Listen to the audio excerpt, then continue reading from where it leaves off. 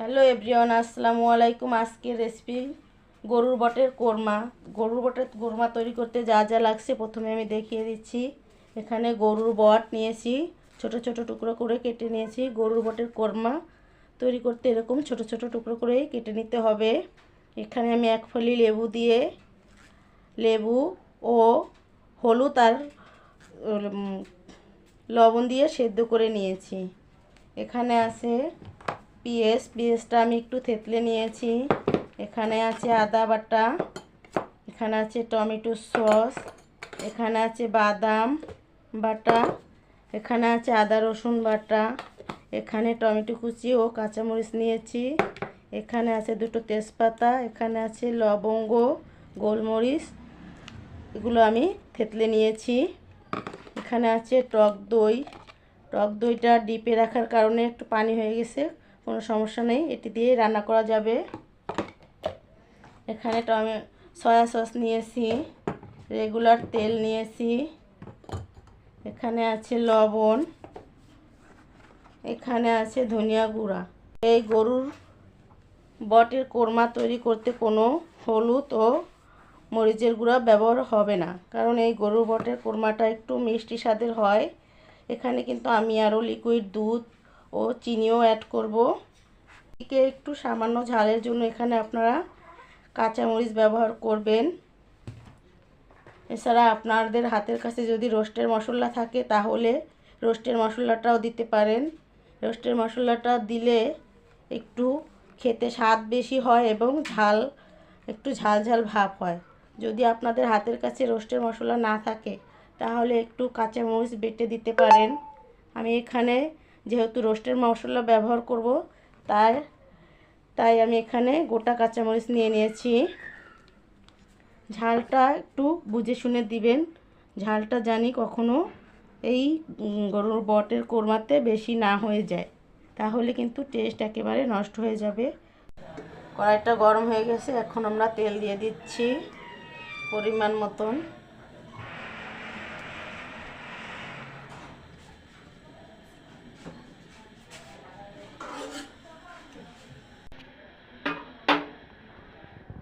তেলটা গরম হয়ে গেছে, এখন আমরা পেঁয়াজ বাটারটা দিয়ে দিচ্ছি।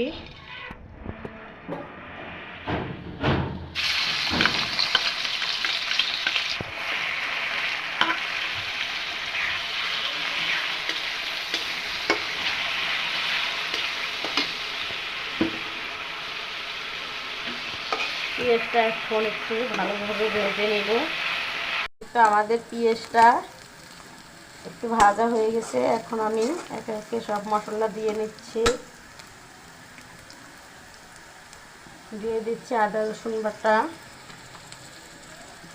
2 চা চামচ, দিয়ে দিচ্ছি আদা বাটা 1 চা চামচ,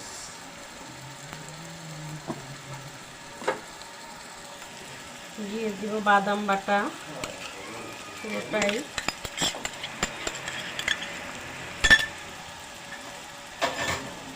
দিয়ে দিচ্ছি এই মশলাটা।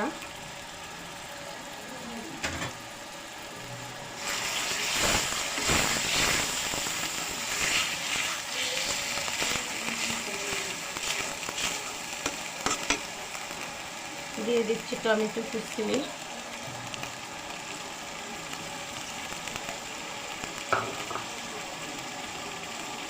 এখন আমি এই মশলাগুলো একটু ভালোভাবে কষিয়ে নিচ্ছি।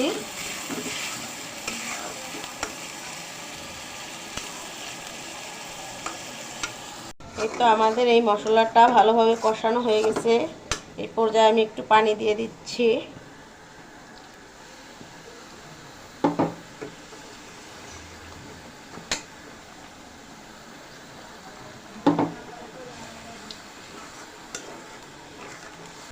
এখন দিয়ে দিব রোস্টের মশলা 2 চা চামচ দিচ্ছি, দিয়ে দিচ্ছি সস,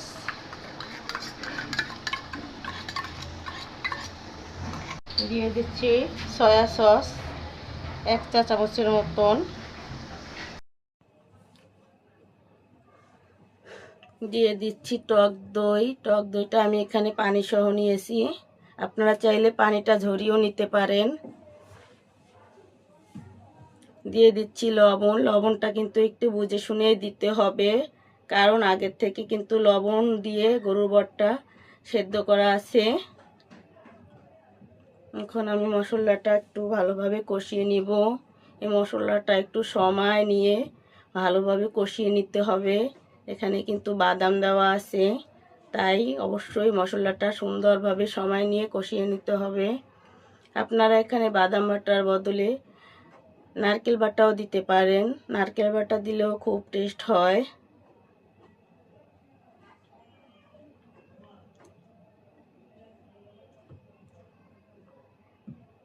এই রান্নায় কিন্তু কোনো রকমের লাল মরিচের গুঁড়া ব্যবহার করা যাবে না। এই রান্নাটা রোস্টের মতন সাদা সাদাই হবে, তাই এখানে আমি কিন্তু একটু রোস্টের মশলাই ব্যবহার করছি। রোস্টের মশলাটা একেবারে অপশনাল, যদি হাতের কাছে থাকে তাহলে দিবেন, না হলে কাঁচামরিচ দিলেই চলবে। দিয়ে দিলাম ধনে গুঁড়া, দিয়ে দিলাম জিরা বাটা, দিয়ে দিচ্ছি কাঁচামরিচ। এখানে যেহেতু আমি রোস্টের মশলা দিয়েছি, তাই কাঁচামরিচটা খুব বেশি লাগবে না। আর এই রান্নায় খুব বেশি ঝাল হলে ভালো লাগে না, এই রান্নাটা মিষ্টি মিষ্টি হলেই ভালো লাগে, তাই মরিচটা একটু বুঝে শুনেই দিতে হবে ঝালের পরিমাণটা। এই তো আগে থেকে সেদ্ধ করা গরু বটটি দিয়ে দিচ্ছি। গরু বটটি কিন্তু আমাদের আগে থেকে 30% সেদ্ধ করা আছে, তাই বাকি 70% এখন আমরা রান্না করে নিব।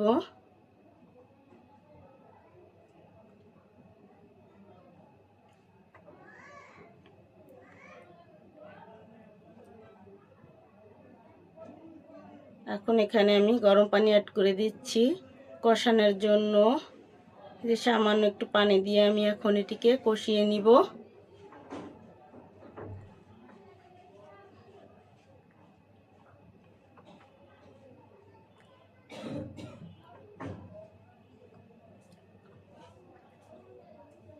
ঢাকনা দিয়ে ঢেকে দিলাম কষানোর জন্য।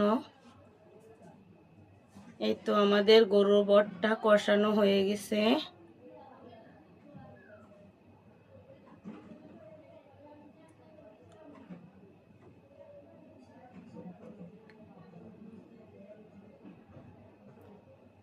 এখন এখানে আমি ঝোলের পানি দিয়ে দেব। এখানেও আমি গরম পানি অ্যাড করছি। এখানে আমি ঝোলের পানি দিয়ে একবার রান্না করে নিব, আর একবার কিন্তু আমি দুধ দিয়ে রান্না করে নিব। এই পর্যায়ে যদি আমি দুধ দিয়ে রান্না করা শুরু করতাম তাহলে কিন্তু টেস্টটা খুব ভালো পাওয়া যেত না, কারণ গরুর বট কিন্তু খুব মোটা হয়, সেদ্ধ হতে খুবই সময় লাগে। এর জন্য আমি একবার পানি দিয়ে এটাকে রান্না করে নিব, আর একবার আমি দুধ দিয়ে রান্না করে নিব।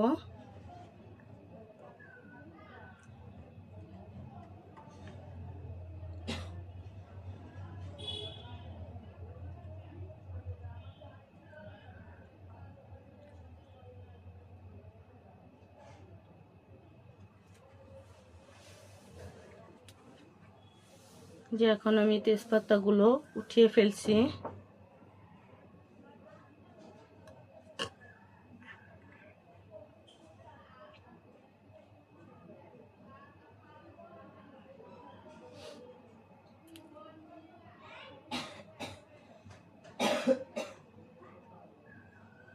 এই যে আমাদের বট কিন্তু একবার রান্না করা হয়ে গেছে। এই যে এখন আমরা এখানে গরুর দুধ দিয়ে আবার একবার রান্না করে নিব। আপনারা চাইলে এখানে গুঁড়া দুধ দিতে পারেন বা নারকেলের দুধও দিতে পারেন।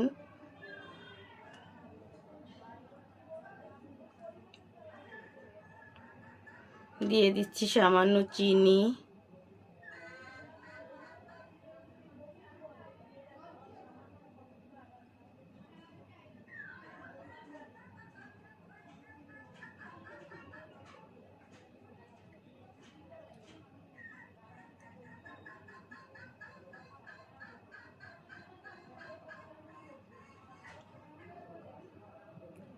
এই তো আমাদের বটের কোরমা রান্না একেবারে শেষ পর্যায়ে। তো আমার এই বটের কোরমা রেসিপিটা যদি আপনাদের ভালো লেগে থাকে লাইক কমেন্ট শেয়ার করে অন্যকে দেখার সুযোগ করে দিবেন। আমার চ্যানেলটা সাবস্ক্রাইব করে আমার পাশে থাকবেন। আল্লাহ হাফেজ।